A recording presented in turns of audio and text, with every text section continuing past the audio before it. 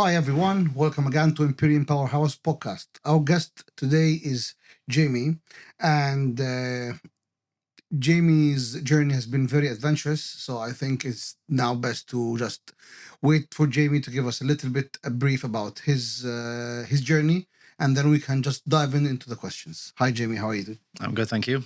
You? How was your journey? Adventurous? Very good, very good. So can you tell us a little bit about yourself? How everything started? Who is Jamie? And what made Jamie be the person who is today? I just took the conventional route, same as most people get programmed to do, up until getting into university. And then I ultimately decided that I'd had enough of coursework and classroom education. So I scraped all the money together that I could, and I went America for 3 months instead of going uni. And then that was it then.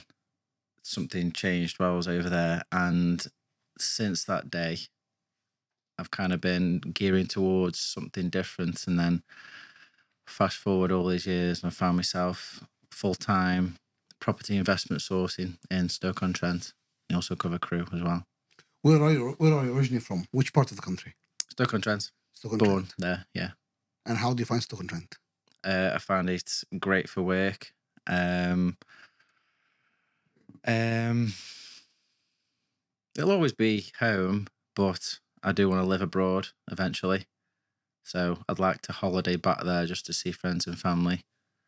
So all your family live there and friends? Pretty much, yeah. Okay. So you dropped out of university. So Well, I didn't. I got in, and I just never build went. out. I never started. I got my place, and then as it was drawing closer, just kind of decide that no, it's not for me. And who were you at school? Were you the smart guy that's always studying, No. or you were the troublemaker? Who were you at school? I was kind of middle of the road. I was never the most academic. I was always in middle sets. I did enough to get by. A couple of teachers told me the saying was that I looked like butter wouldn't melt because I liked getting involved in, messing about a little bit, but I'd never go as far as getting expelled or suspended or anything. So, yeah, I just like being involved in everything. And, I was middle of the road in regards to schoolwork and stuff. And what made you want to go to uni in the first place? Is that because that was just the route that everybody was talking about, and that's the route that gets programmed into you. Doing as well as you can in school, going to uni, getting a job, doing as well as you can in that. You're not really sharing anything else in school. And what were you planning to study? I was going to be a graphic designer. Okay, I mean, graphic design is a very entertaining and adventurous subject, and also a career. Well, I was very arty at school. I got an A star in art. I got an A in graphics. I mean, it's not your typical accounting or your typical degree that you can be bored of. Graphic designer is actually a very nice degree. Yeah, it was like a 4-year course that I had to take, and I was going to come out the other end with 20 odd grand's worth of debt. Yeah. And I looked at the pay scale. I would have been 30 by the time I'd see any kind of benefit. So when I weighed all that up, plus not wanting to really do any more coursework or classroom work, yeah, that fed into not going as well. And that's what really made you bail out of university. Because I cannot call you dropped out, because you really did not step into drop. Yeah. You just bailed out. Yeah. Probably had the orientation, and that was it. Yeah, I had my interview, I had my orientation, and then just pulled the plug on my place. And I think I was working at Tesco at the time, my job that I got in college. So I was just working at Tesco, going out every weekend. And then I was speaking to one of my best friends from school, and we'd had a few beers and we were arguing, saying we'd like to go LA, we'd like to go Vegas, we'd like to go here.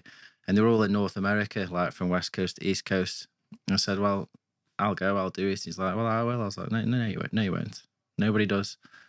But anyway, the following day, after we'd been on a night out, and we were speaking again. And he said, "Well, I'll go."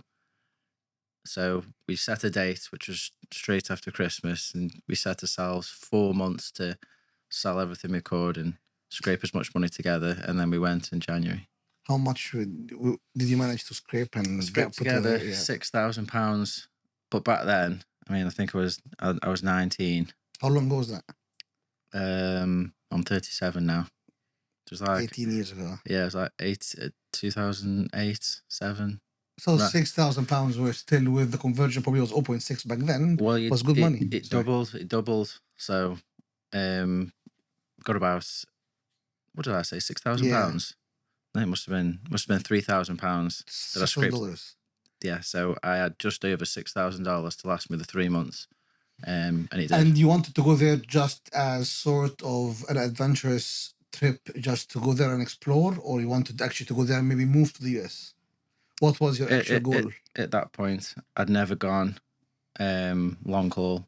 I'd only ever been to Spain with my mum and dad, so it was just a long jolly because I wanted to see these places. That's all it was at that point. And what did you see the difference between the UK and the US? Because there's a big blood difference. It was like night and day.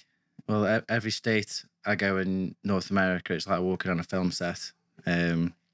So we landed at LAX airport, and I found it entertaining just going from the airport to the first hostel that we stayed in, and then we went to Vegas, and then we went to. We should have gone to New York, but we spent too much in Vegas. So we cut New York out. Went to Florida. You don't miss anything, I have to tell you. New York is shit. No, I've been since I New do York. not like it. Did you? I love No. New York.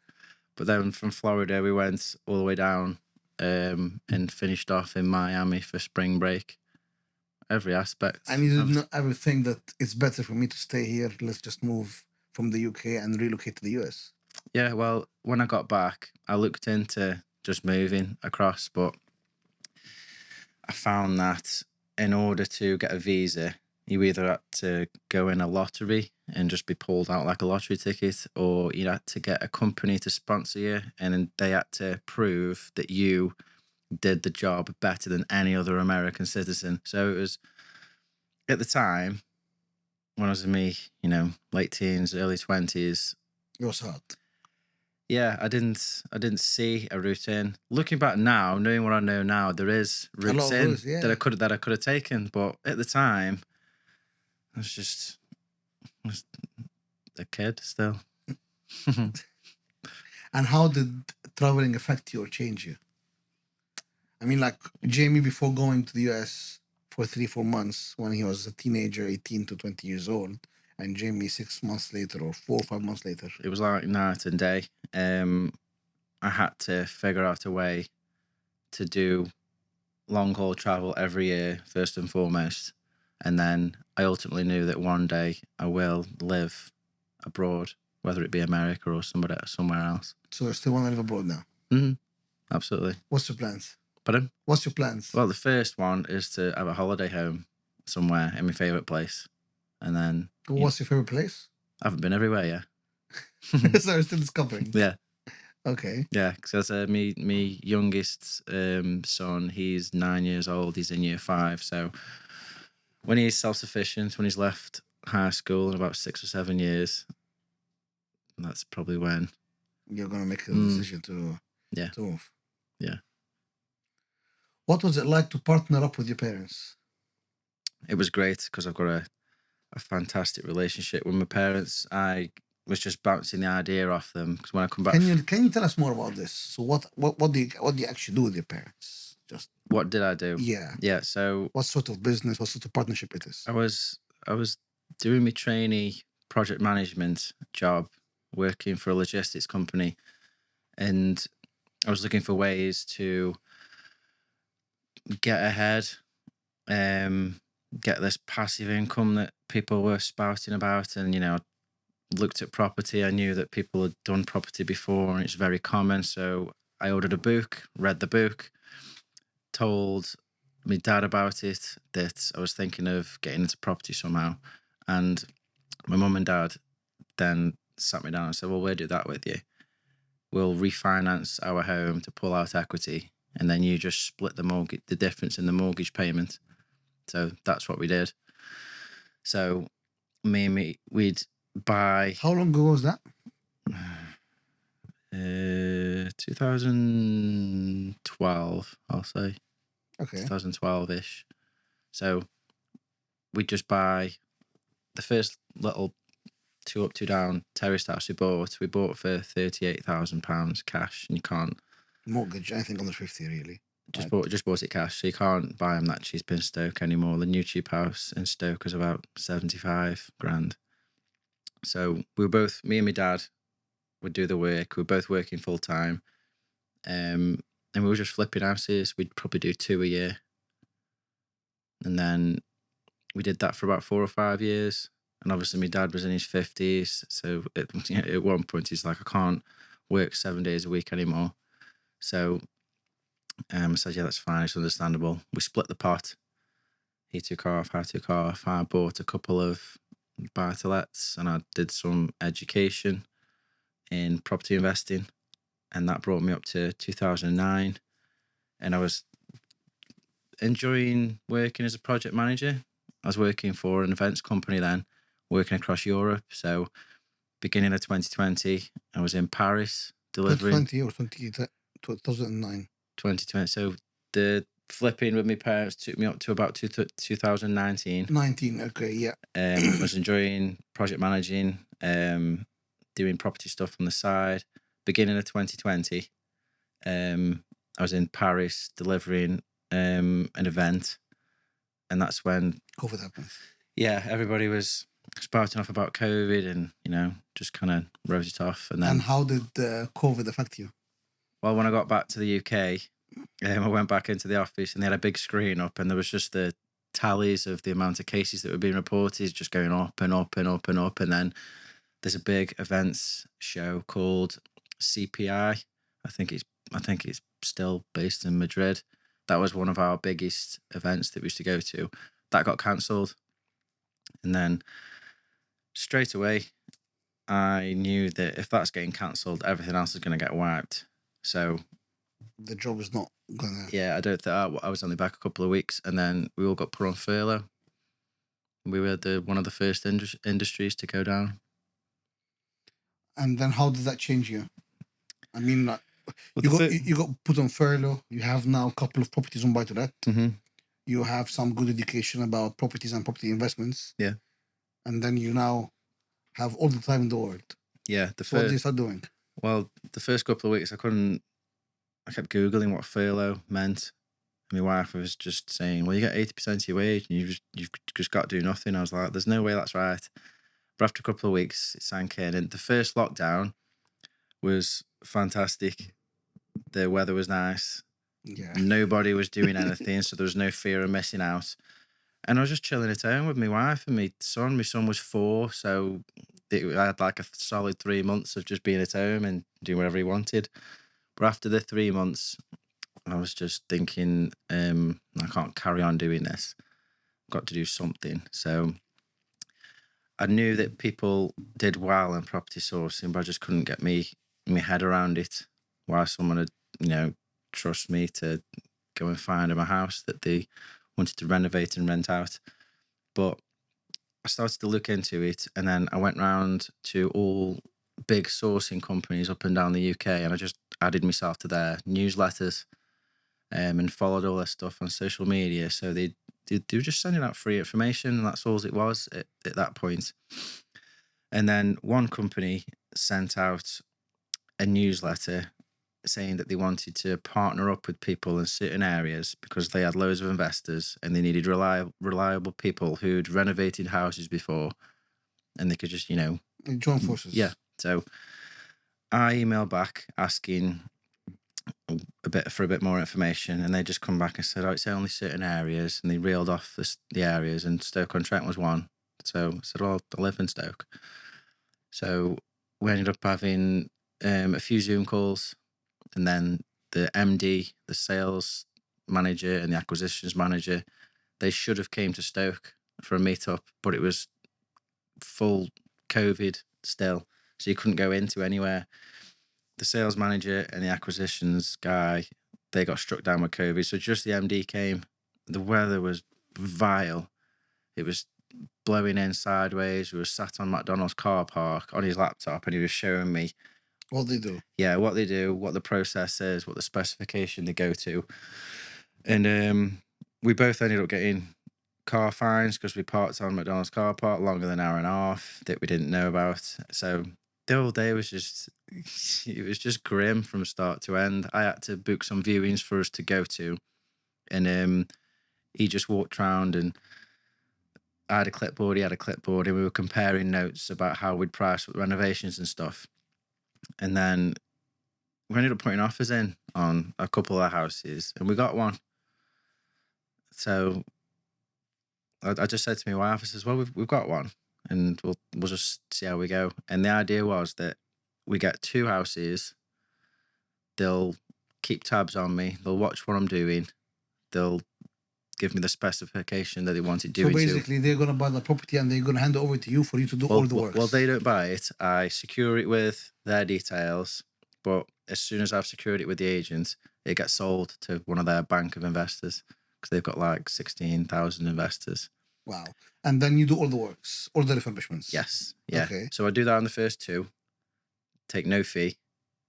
Once I've done the first 2, that's it, you're free then. And they want me to do 2 a month from then on, which scared the shit out of me because I'd been used to doing 2 a year.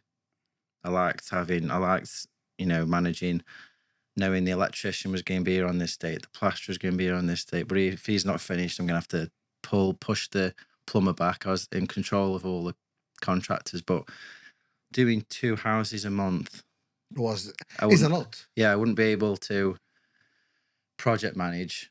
Especially if you do it on your own, you have no team. Yeah. And it would be hard. Yeah, so how they delivered it to me, you can't project manage. You need to contract manage. You give one specification, schedule of works as a contract pack to one guy, and his team gets everything done. He arranges all that. So, yeah, that's what happened.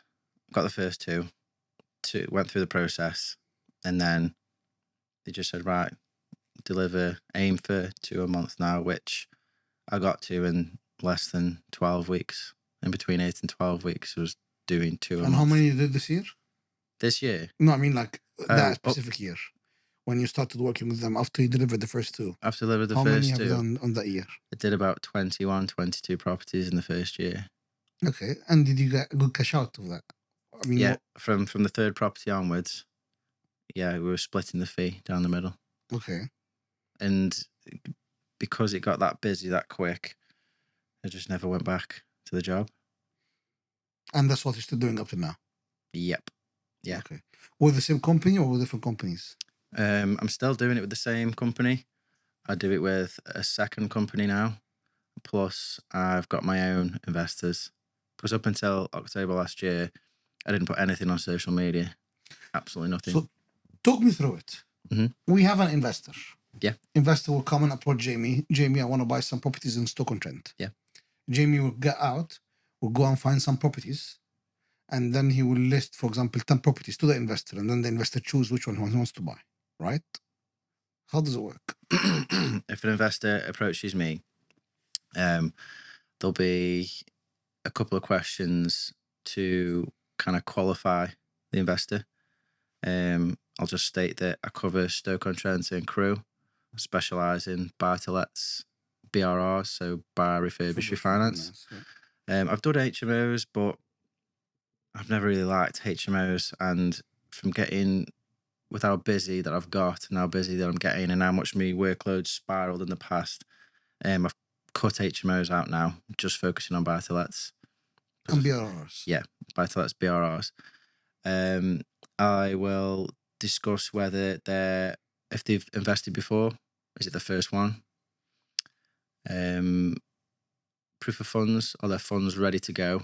Or is it tied up in a refinance? If it's tied up in a refinance or it's tied up in a property, then I wouldn't necessarily do anything further at that point because it can take 6 months to get the money out. It's like once the money's ready to go, once they have the funds in their bank, Yep. then you actually start doing the works. Yep. Then we'll schedule a Zoom call. We'll do something face to face.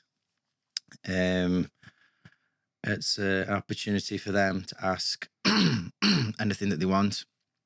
I'll also email over an investor prospectus, which details what I've done over the last 4 years. And I'll detail 3 different deals that I've done over the 3 years. And yeah, they can ask any questions that they want. I'll take them through a bit of a live process whilst we're on the Zoom call. And then if all that goes well, the process that we go from then is I send out a reservation form, which details all the terms and conditions. It details everything I do, everything they do, and a £500 reservation fee, which gets held in a client account for 90 days. So once they've signed the reservation form, paid the £500 reservation fee, that then sets me off to go looking. And what sort of ROIs do you in work between on? in between 18 and 22%. Okay. And then So do you focus then after the? So how do you buy it? Do you buy it on a bridge and then refinance? depends on the investor. So I will take down all of their criteria on the Zoom call, and then it builds like a criteria form for me to go out and find exactly what they want. So I will do desktop valuation on some properties. I won't go and view them yet. I'll just do desktop rough figures. Depending on how they want to be contacted, if they want to be emailed or if they want to set up a WhatsApp group, I'll put the details on the WhatsApp group or email them to them. And then if it's a thumbs up or a thumbs down, that decides what I do next. If it's a thumbs up, I'll book a viewing, and then we'll have all the figures firmed up, and then we'll agree a max offer price, and then I'll speak to the agent to get it secured, hopefully. Okay, and then they buy it, whether cash or bridge, and then you do the works. Yep, I do the You renovation. manage all the works or the Yep. renovation, and then you refinance it back to them for them. Yep. If they want solicitors or brokers recommended, I've got Your own my own that supply chain. that I can recommend, or they can use their own, whichever they want to do. And then after that, it is the property is refinanced. Now it needs to get rented. Do you rent it for them, or they have their own agents? I've got a couple of letting agents that I can recommend in Stoke as But well. you do not manage the letting yourself. I don't get involved in managing them now. Okay. And how many properties are you doing now a year? It's probably about 25, 30. And how Jamie in 2020, when he was like, "Oh my God, I cannot do more than 2 a year," and now Jamie doing 30 a year. What is the difference? What's the change between that Jamie and this Jamie now? The systems and processes that were shown to me that cut out a lot of the bureaucracy. Yeah. I think the biggest one for me was handling the builder, handling the renovation teams. So you have no supply chain of builders that you just go and hand them the work, the schedule, and they crack on. Yeah. Having that schedule of works with a specification that they both sign. I send them through DocuSign. I've got it now, so like the builder might be a week or two into the renovation before I even meet them on site, because they've been with me for at least 3 years now. They've done X amount of renovations. They know their money's safe. They're gonna get paid, and they know they know the works specification. standards. They know how the schedule of works. So, yeah. Okay, you are now in the property investment, okay, and the property deal sourcing and all of that. What do you think of the UK market at the moment? Is it getting better, or is it getting worse in terms of people buying and people investing in the UK market? In terms of, I can only comment on Stoke and Crewe because that's where I'm actively investing and working. But what I found is anything sub 150, anything below 150 grand, there's always been demand there. It's never dropped that I've seen. Before COVID, I wasn't nowhere near as active. Before COVID, I was only buying 1 or 2 a year. So before COVID, agents have told me that they would have to ring round and get interest from investors. It's when they used to go through the little black book. But since COVID's kicked off, everyone is just like they don't need the little black book anymore. Agents that I've bought double figures properties from, they got no loyalty to me. You know, they might, as far as it goes now, they might just give me a heads up when something's coming on the market, or they might give me access to something that's off market, but I've only got a day to tie it up. They've got that much. demand in the Yeah, area. yeah, it's Stoke and Crew. And are your investors all UK based, or do you have any foreign investors? Yeah, I've got foreign investors as well. And how is the appetite of foreign investments coming to the UK? Is it like still active? Yeah, They still want to buy in the UK. yeah, definitely. There's even some countries which are actively. I listened to it on a webinar not long ago. The government's actually providing grants and funds so people can invest in UK property. I can't remember which country it was now, but yeah, it's I mean, that's all good news because yeah. you really want a lot of foreign investments just to come and just push the property market as well, because there's a big shortage of properties. Yeah, absolutely. And then the rental markets, I just don't know. I don't know how that's going to recover. Rents are just increasing. If I buy a house on behalf of an investor and we've earmarked the rent to be £700 and it takes 8 weeks to get through conveyancing, 10 weeks to do the renovation, then we hand it over to a lettings agent, we will try the rent at 725, 750 because X amount of months has passed. So you're probably going to get more rent anyway. There's just not enough rental properties. So it's just pushing rents up all the time. And I don't know how they're going to. And what do you think of the inflation? Is it the inflation rate at the moment? What do I think of it? Yeah. Do you think the inflation rate is going down or keep rising? Because the last time the Bank of England met, they have not dropped the interest rate. No. I think the inflation is stable. So you think like are they in control? Is it going to go down, or you think it's going to rise up again? Down. You think will go down? Mm-hmm. Yeah. What makes you think this?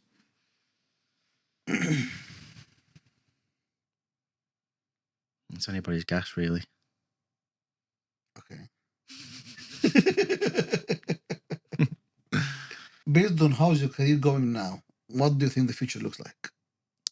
With what? Sorry, building. Based on how your career is going now and how's all your plans going now, how do you think the future will look like? Well, I spent years wanting to get into property full time, which I've now done, and the appeal was so I can spend my time how I want, so I can do the school run, so I don't have to put holiday request forms in to go on holiday and things. And now it's got to the point where I'm working more hours than I ever did in a job. So, but you love it? Pardon? But you love it or you don't? I don't love it as much as I did when I first started, because I think the passion is gone. Yeah, you just got to keep tweaking and kicking the goalposts down the road. Yeah. So now I've got to find a way to do things more remotely. But you can. This is the beauty about properties. Yeah. If you have good supply chain, you can be on the beach. As long as the property to a certain extent, yeah. To a certain extent. But then you've got to view the house, and then you have got to keep on top of the builders to a certain extent. So I'm just in the process now of controlling my time better, and trying to control how many hours I'm doing, because it's hard to switch off at the minute. How many holidays do you want to do a year? I'd like to go away every 8 weeks. Okay, that is 6-7 holidays a year. Because I had a very interesting conversation with someone, I think a couple of weeks ago. They go into 18 holidays every year. And that's what they do is only properties. It's just we don't need to be in the country. We have our supply chain, we have our contractors, we have our project managers, and the guy does not live in the UK. He's most of his time is out on holidays. And I was just thinking about it. It's actually amazing. Okay. You don't need to be in this miserable weather every single. No. You wake up in the morning, check the weather. Oh my God, why did I wake up? Let me go back to bed. What advice would you give your younger self, the person that bailed out of university? Would you do anything different? Yeah. Take bigger risks earlier and don't dwell on your age too much.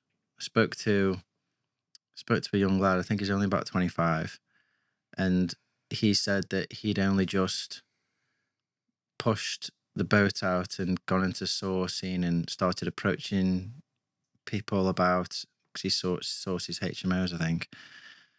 He held off because of his age. Now, I've taken on a new builder this year, which is the hardest thing to do in sourcing, in my opinion. Taking on a new builder and making sure that they're Can deliver. up to scratch. Well, I've taken a new builder on this year, and he's 25 years old, and he's one of the best builders that I've ever had. That I'll keep on. So I think people gloss over how useful the younger ones can be. They want builders who are like in the 40s and 50s who are seasoned, but I've found that a lot of them are set in their ways. They want to charge a hell of a lot of money for all that experience, and they can be a bit more difficult to work with. But this younger lad, this 25, or any younger person, they probably haven't got their own house. They haven't got overheads. They can work like an absolute Spartan And because they have a lot of enthusiasm. They just want to achieve something in life. yeah, They absolutely, started young, yeah, and and hmm especially with all this social media now, hmm everyone wants to achieve more. yeah. You just got to find the right young people, and I've found that they'll do a hell of a lot more in half the time. So, what is your criteria now choosing builders? Well, I've got to. I do me due diligence. I'll speak to them on the phone, and I'll go out and see them on a job that they're working on. I'll speak to people that they've done work for in the past. I've had builders pass all of that and still be terrible.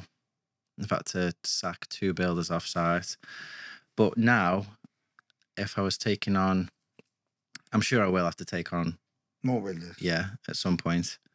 I try to do word of mouth from people Yeah, I think that, those things are recommendations. yeah, from people that I trust. That's my first go to, and then my second go to, as I always post the job on like my builder, my job quote, 3 sites like that, and that usually yields me, about 10 inquiries of guys that want it, and then I'll ask for recommendations and people that have done work from before. You'll get about 5 replies from that, and then I'll suggest come and meet them on site, and then you'll get 2 or 3 from that, and then you end up hiring one. One. Yeah, And this one is almost 50-50. but Could be 50% good or 50% con artist. I'd say 60 or 70% have been good. Okay. I've had to bin 3 builders in the last 4 years, That's a very good rate. and then I've got 5 that I currently, use now. It's always so much better to work with the same builders because they know what to expect from you and you know what to expect from them. Yeah, it's like any part of any business. The more you do with someone, the better the relationship usually gets. What 3 tips would you give someone for starting out in sourcing and investing? Source investing now. People don't realize that you can just start straight away today, no money. Start posting on social media today. If you've not done anything in property, never done a renovation or anything like that, I mean, buy a book from Amazon. All information is out there. Yeah, Even ask ChatGPT, it will tell you yeah, and then how easy it is. if you want content for social media, I mean, I say to people, just do one viewing every 2 weeks. Take 20 pictures in one video. Doing that twice a month, you can break it down. You can have enough content For the whole month. To do with property, and then you've got to mix in stuff about yourself, stuff about your home life, because at the end of the day, I mean, people buy from people. People need to trust you before they reach out. I mean, just do that for 3 months and then watch what happens to your social media. When I first started in October, yes, I had loads of before and after pictures to post about. I had plenty of experience to talk about. But I just set myself a goal of I'll post every day for 30 days, and if it doesn't work, I'll go back to being a recluse. But I just posted every day for 30 days. I was posting in property groups as well, so post on your personal profile, post in 3 different property groups. And after 30 days, I was having conversations with people, investors, about People all start sorts. approaching you. Yeah, about all sorts. So your tips are you don't need money. To get to get started, ultimately, no. You So don't need that's education because it's out there. if you don't want to spend a penny, you can book a couple of viewings and post on social media to get going, and And then education is out there. You can spend £50, get 5 books. yeah. But then ultimately, I mean, people think that just getting an investor on board and then securing a property, that's most of it done. But if you're, that's fine if you're just sourcing the property and you're not renovating it. That's fine if that works. But in my experience, investors want the whole end-to-end service. The ones that I've spoke to, they want you to source it, renovate it, and then provide the letting agent at the end. Not everyone can do this. You're lucky that you had building experience. Yeah.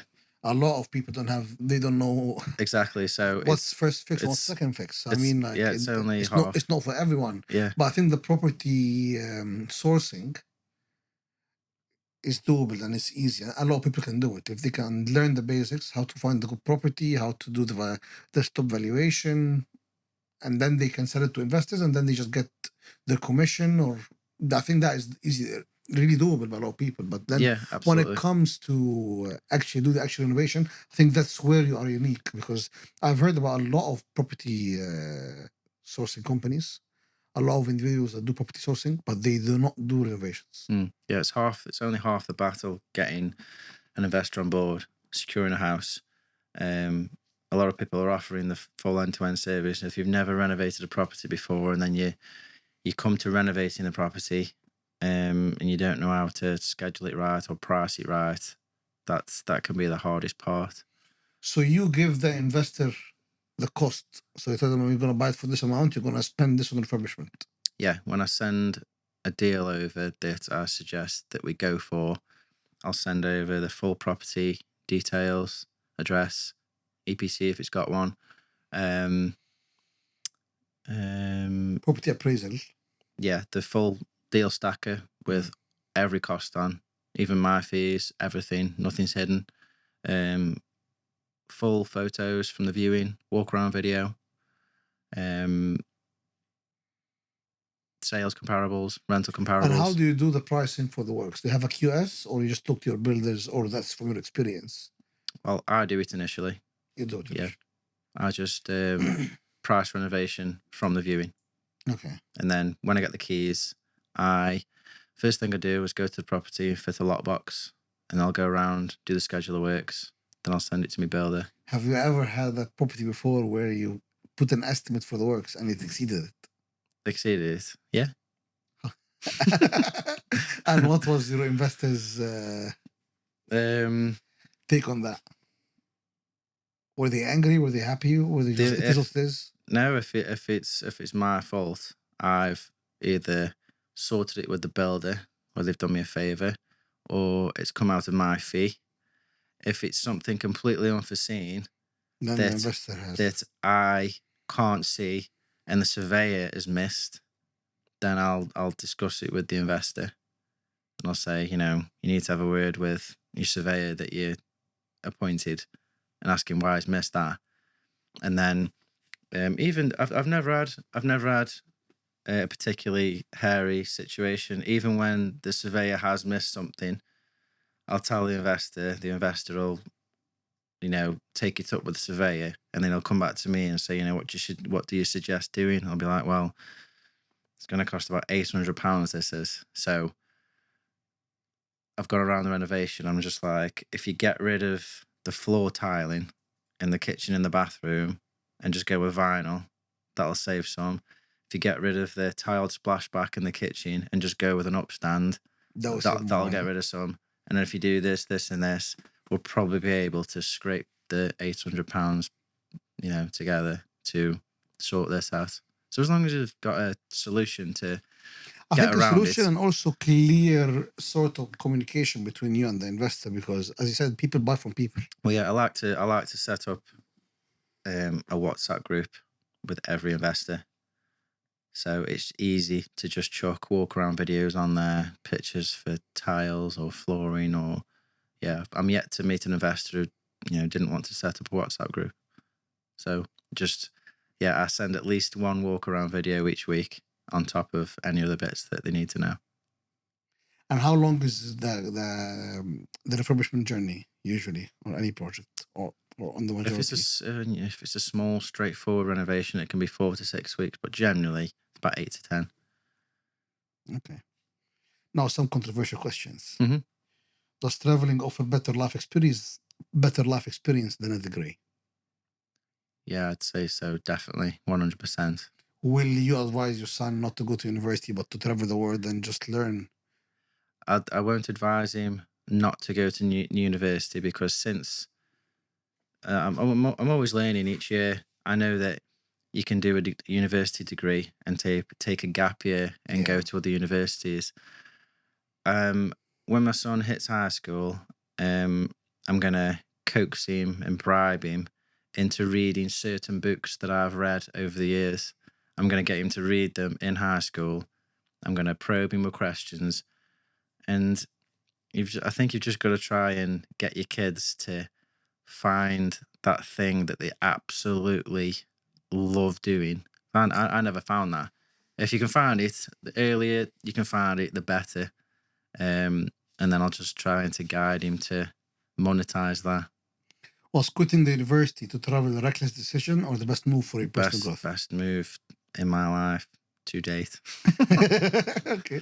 Is partnering with parents in a business a sign of relying on a family or a smart leveraging of resources? Both. I'll probably collaborate with my mum and dad again next year, hopefully. So I think it is always better to leverage in house rather than go and leverage. I think it's a common path before you go externally to do it, to do it once with friends and family. But then on the flip side, it can also be quite toxic and ruin relationships. That's what I was So, going to tell you because with investor, your relationship is only based on the project. yep, So if the project goes well, the yep, investor is happy. If the project goes bad, which investors are always aware that project can go both ways. But when it's a family and they're putting their life savings or whatever, hmm and it goes bad, then that can create a lot of animosity between. yeah. The first two renovations I did, I used one of my best mates who was a joiner, and at the start we were both, you know, really into working together on this potential massive pipeline of work because I said I'm supposed to be buying two a month. He's like, "Oh, I'll do all of them. I'll do all of them," kind of thing. Anyway, he he is a rather skilled joiner, so he does cabinet making, fitted wardrobes, and everything. And obviously, these renovations, it's landlord spec of the rentals, so the quality is a lot less. He's not working with oak and anything like this. So the first one went okay. The second one, he missed out the extractor fans in the kitchen and the bathroom. So we were getting towards the end of the job and I was walking around with him. I was like, "Where are the fans?" He's like, "No, we don't, they're not on the spec for this one." I was like, "The spec's the same for both. The spec's the same for all of them. You've got to have an extractor in the kitchen and bathroom." So he went through the spec and he was on there. And he's just like, "Oh, the electricians missed them off." And he's looking at me for helping with something. I was like, "I don't know what you want me to do. It's not my money. It's an investor's money." So he had to just fork out another 600 quid for get these fans fixed. And I was just, we were a bit quiet about it. Luckily, after the second one, he said, Let's move. I don't think it's for me." So that was a lesson learned. Yeah, I don't really do stuff with Sometimes friends mixing anymore. business with family or business with friends can work both ways, either very good or very bad. Yeah. Yeah, so you gotta be careful with that. Do you think doing over 100 deals is a proof of success, or does it say more about taking huge risks? Success.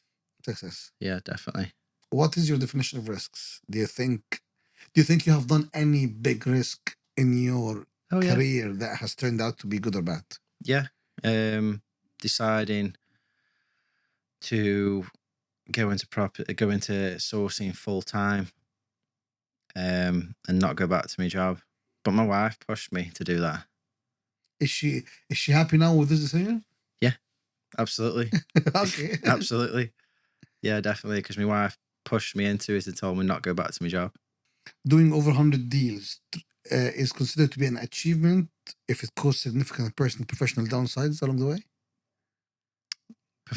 Do you think that doing all these deals is going to affect you personally? Because, as you said, you're working more hours than what you will be doing absolutely. on a 9 to 5 job. Do you think this is I didn't. success, or do you think this is a downside? It is both. You just got to change and evolve as you go. I never intended to get as busy as I got. With property in particular, it can just creep up on you, and you've got to deal with it. But are you aware that if interest rate goes down, probably you will be doing many more properties because you have a lot of investors coming here? Yeah, I mean, it happened last year when the interest rate spiked, demand dropped. But I mean, if you want to go back, I mean, 2020, 2021, and 2022 was crazy. It got to a point where I couldn't buy enough houses for the amount of investors. So in 2022, instead of buying 2 a month, I was buying 3, 4, 5. The most I bought is 6 in a month. Did that a couple of times in 2022. And then I found myself at the beginning of 2023 managing 17 live renovations. And it was sleepless nights. There was things going wrong because I couldn't be there as much because there was 17. Do you have a team or you work on your own? I mean, do you have project managers working with you, or you manage all of them? No, I work on my own. I've got like build teams, and then I've got people. You have supply chain, but you don't have people working directly under you. No, I don't want to take any employees on. I think that's another whole mess to get involved with. Overheads and yeah. So I don't want any of that. So 2023, I suddenly realised, I've bought too much here. This is, it's not sustainable. I'd either have to take on a member of staff and delegate things out. I tried to take on people remotely, but I don't know if you have to I don't know how long it was going to take to train them up. I was just trying to show them things, and then it was just creating more work for myself, so that didn't work.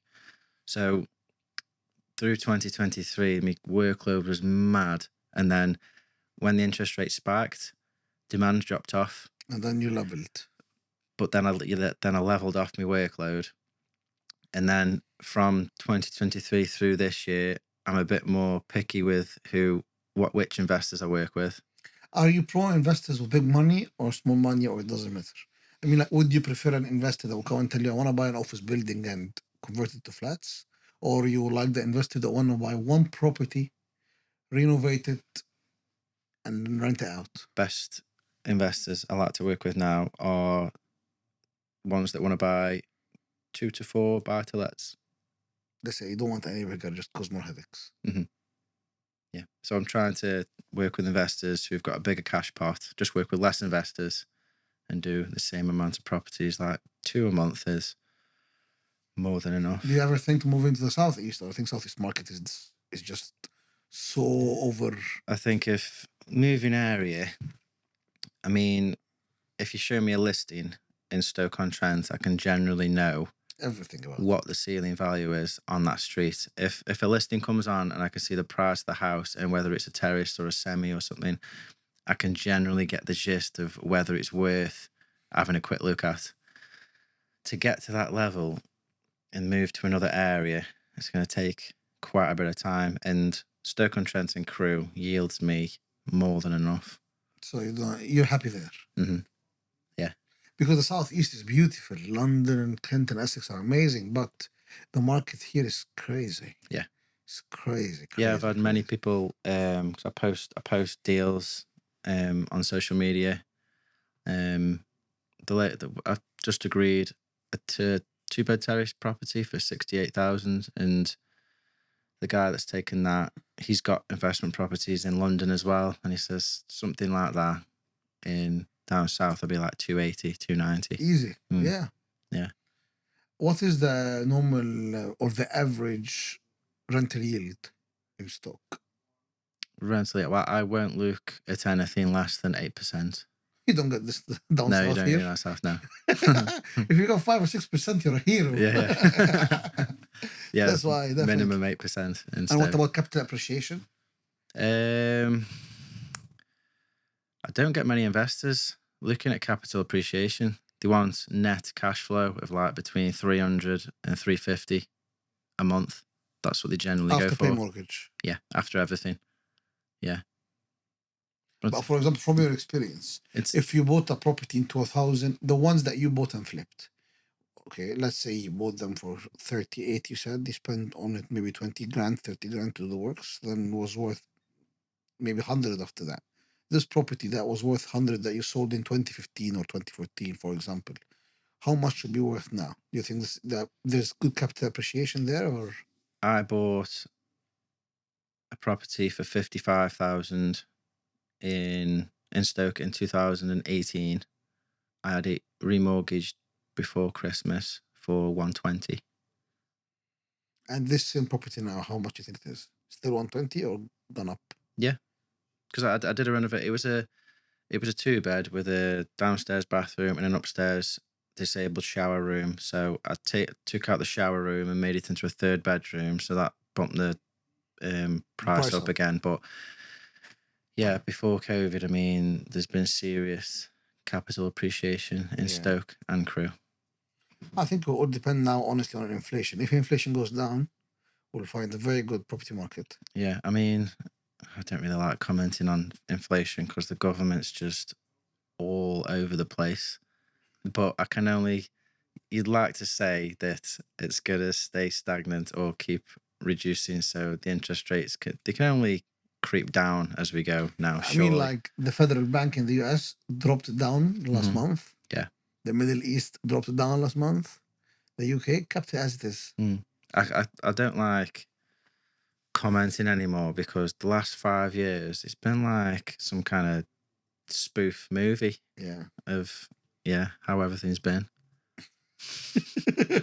I agree with you. That's all my questions. Mhm. There's anything you want to add?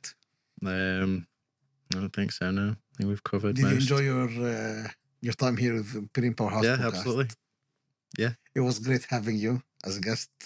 And I would definitely like to come to Stoke one day, and you can show me the areas over there, because we focus only on investing in the southeast. Okay. But if there's opportunities out there, then Absolutely. Yeah. I've always got at least 5 or 6 running at the same. live renovations going on. So yeah, I have investors coming to Stoke to show them around for the day. And I would love to. So 100%, we'll have to arrange something. Yeah, definitely. Perfect.